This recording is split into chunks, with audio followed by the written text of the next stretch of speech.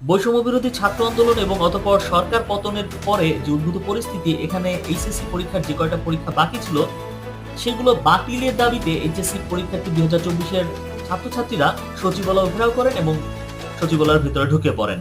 তাদের তীব্র দাবির মুখে শেষ পর্যন্ত সংশ্লিষ্ট কর্তৃপক্ষ তাদের বাদবাকি যে পরীক্ষা এগুলো বাতিলের ঘোষণা দেন। তবে এতে কিছু কিছু ছাত্রছাত্রীর উপকার হলেও অনেক ছাত্রছাত্রী কিন্তু অপূরণীয় ক্ষতি হয়ে গেছে।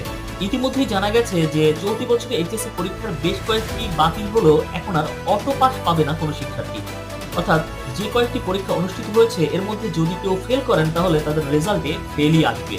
বাদবাকি যে সাবজেক্টগুলো রয়েছে সেগুলো এইচএসসির ফলাফল প্রস্তুতি অনুষ্ঠিত পরীক্ষার নম্বরও আগের এসএসসি ও জেএসসি ও পিএসসি পরীক্ষার সাবজেক্ট ম্যাপিং করে পরীক্ষার্থীদের ফলাফল প্রকাশের সিদ্ধান্ত নেওয়া হয়েছে। তাই কেউ যদি চিন্তা করে থাকেন যে আগে পরীক্ষা খারাপ হয়েছে এখন ভালো করে পড়াশোনা করে সেই ঘাটতি পূরণ করে নিব, সেই সুযোগ কিন্তু এইসব শিক্ষার্থীদের জন্য আর থাকছে না।